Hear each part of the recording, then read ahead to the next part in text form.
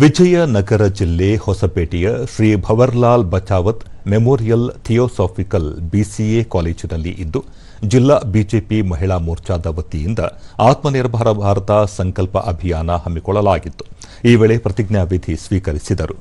ಕಾರ್ಯಕ್ರಮದಲ್ಲಿ ಜಿಲ್ಲಾ ಬಿಜೆಪಿ ಅಧ್ಯಕ್ಷ ಸಂಜೀವ ರೆಡ್ಡಿ, ನಿಕಟಪೂರ್ವ ಜಿಲ್ಲಾಧ್ಯಕ್ಷ ಚನ್ನಬಸವಗೌಡ ಪಾಟೀಲ್, ಜಿಲ್ಲಾ ವಕ್ತಾರರಾದ ಅಶೋಕ್ ಜೀರೆ, ಮಹಿಳಾ ಮೋರ್ಚಾ ಅಧ್ಯಕ್ಷರಾದ ಡಾ ಸುವರ್ಣ ಅರುಂಡಿ ನಾಗರಾಜ್ ಸೇರಿದಂತೆ ಹಲವರು ಉಪಸ್ಥಿತರಿದ್ದರು.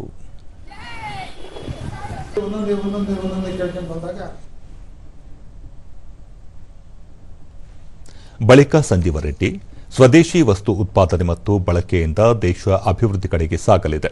ಈ ಮೊದಲು ಆಹಾರ ಪದಾರ್ಥಗಳಿಂದ ತಂತ್ರಜ್ಞಾನದವರೆಗೆ ಎಲ್ಲವನ್ನು ಬೇರೆ ದೇಶಗಳಿಂದ ಆಮದು ಮಾಡಿಕೊಳ್ಳಬೇಕಿತ್ತು. ಈಗ ಅಂತಹ ಸ್ಥಿತಿ ಹೋಗಿದ್ದು ದೇಶ ಆತ್ಮನಿರ್ಭರದತ್ತ ಸಾಗುತ್ತಿದೆ ಎಂದರು.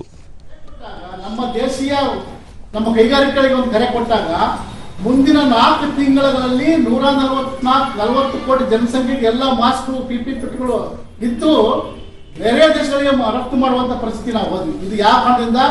ಆತ್ಮನಿರ್ಭರತೆ ಕಾರಣದಿಂದ.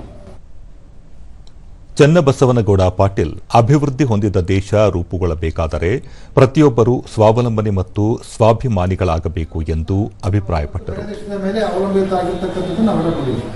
ಆದರೆ ಈಗ ಸುಧಾರಿತ ಕಾಲದ ನಂತರ ಇವತ್ತು ಏನಾಗಿದೆ, ಭಾರತ ಹಿಂದೆ ನಾವು ಕೇವಲ 8-10 ವರ್ಷಗಳ ಹಿಂದೆ ಸುಮಾರು 20-25ನೇ ಸ್ಥಾನದಲ್ಲಿ ಇರ್ತಕ್ಕಂಥ ಭಾರತ ಇವತ್ತು ಎಷ್ಟನೇ ಸ್ಥಾನದಲ್ಲಿದೆ?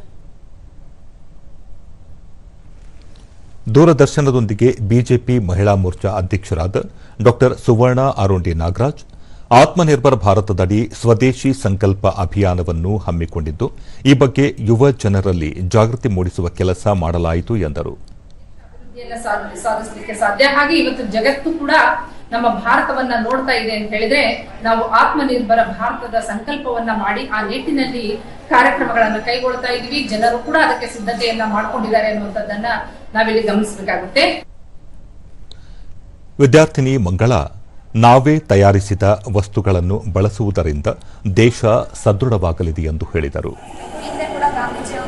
ಸ್ವದೇಶಿ ವಸ್ತುಗಳನ್ನ ಹೆಚ್ಚು ಬಳಸಿ ಅಂತೇಳಿ ಅದನ್ನು ಈಗ ಮೋದಿ ಅವರು ಹೇಳ್ತಿದಾರ. ಸೊ ಹಂಗಾಗಿ ಎಲ್ಲರೂ ಸ್ವದೇಶಿ ವಸ್ತುಗಳನ್ನ ಹೆಚ್ಚು ಬಳಸಬೇಕು.